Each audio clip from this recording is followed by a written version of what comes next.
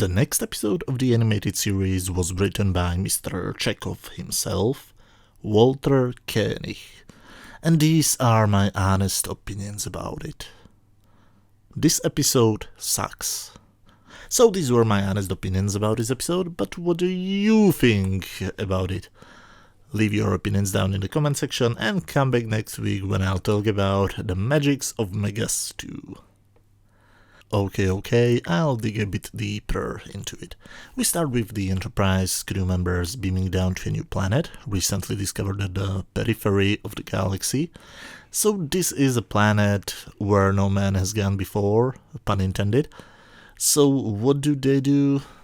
Just like true professionals, they beam down without any spacesuits, not even with their damn life support belts. And when Sulu finds a new life form, a plant, which can move, they leave him alone and go examine something else. And what does our well-trained Starfleet officer do? He immediately touches the new plant life form that nobody has ever seen before and picks it off the ground. Seriously, did the writers of Prometheus and Alien Covenant write this?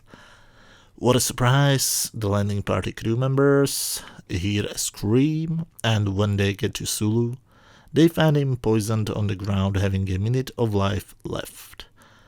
Literally a minute, like 60 seconds. McCoy has no clue what happened, but he knows he's dying, so he injects him with some random stuff he has. But what a surprise, it doesn't work. So what do? They suddenly get interrupted by a huge talking asparagus. This is where I turned the video off for the first time. But it gets better. The asparagus introduces himself as Agmar and his people as Philosians, and sticks his long stick into Sulu. A long hard stick in his body is something what Sulu probably needed because it helps him, and for the rest of the episode he has no health problems even though he was a few seconds away from death. Anyway, back to the vegetarian food, also known as the main protagonists. For some reason, all of the planet's inhabitants are plants, even though they move, fly, and have no roots in the ground. They are plants. We get informed that they were in contact with humanoid aliens, and this alien visitor unintentionally brought a plague with him, and almost all of them died. They are now officially a dying race. They come to a new building full of even bigger, basically giant asparaguses, but remember, these are not their ancestors, just a previous generation. What is the difference between ancestors and a previous generation, you might ask?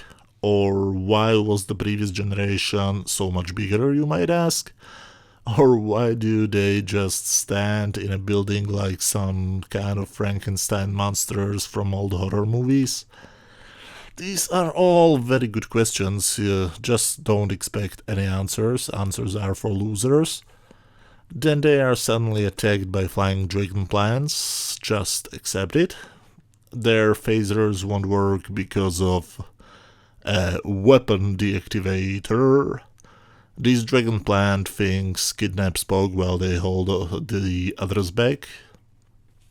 Agmar has betrayed them. Never trust a huge asparagus. Spock has been kidnapped so that he could serve the greater good. Kirk wants to make some soup out of Agmar, but they are interrupted by an actor from a 1970s porn movie who introduces himself as Dr. Stavros Keniklius V. Oh, and he's a giant. Why is he a giant and worse stuff like that? No questions, please. Kirk and the rest of the team goes back to the Enterprise, only to later get back to the planet with some new herbicide.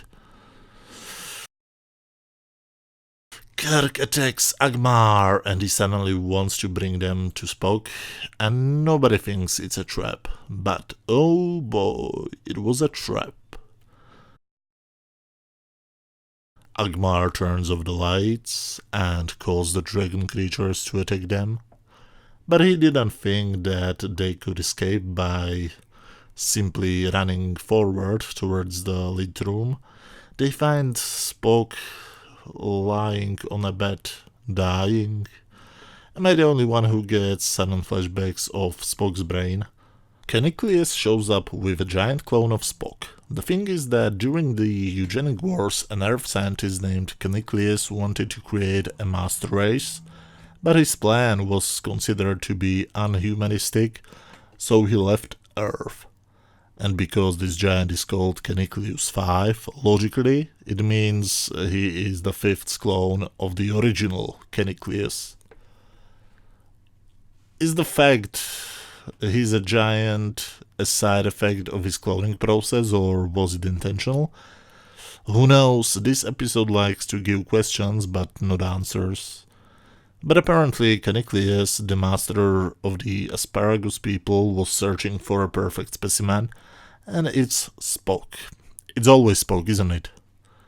So Caniclius wanted to kill little Spock so that he could continue his life as a giant. That makes no sense to me. And not only to me. Even Kirk has to ask the big Spock what is the logic in killing an original being only to continue his existence as a giant copy.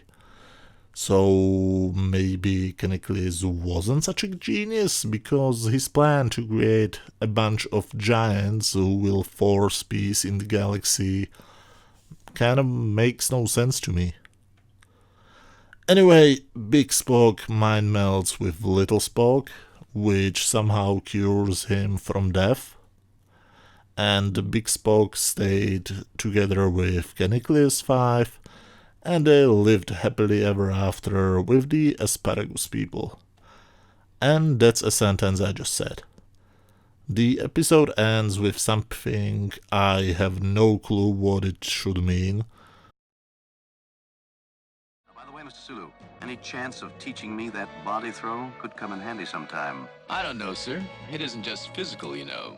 You have to be inscrutable. Inscrutable? Sulu, you're the most scrutable man I know. Because it sounds like a gay joke, and it's in a kid's cartoon, so I'll just skip it and let's finish it. And trust me, I skipped a lot of stupid things. This episode was painful to watch. Everybody is stupid. Nobody's motivation makes any sense. Things just happen because the plot needs it.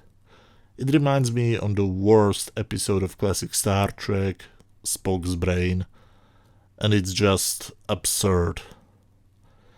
I don't know who to blame. Walter Koenig is the official writer, but Roddenberry has changed his story so drastically that it's hard to say if he saved a horrible script or if he destroyed a great script, but the result is just bad. Now, I don't want to be mean or anything, but when I was thinking about what did I actually like about this episode, it was just the idea of intelligent plans, just the idea, not the execution. So overall, I can't give this episode more than 1 out of 10. I can't recommend this episode to you if you haven't seen it yet. It's not even the type of episode you can enjoy when you're drunk. But as always, these are just my opinions, and I would love to know your opinions. Do you agree, or do you think I was too harsh with this one, and you actually like it? Tell me what you think down in the comment section, and if you like this type of videos, feel free to check any of my previous videos, and of course come back next week when I'll talk a bit about the episode The Magics of Megas 2. Thank you very much for watching, and of course, see you next time. Bye.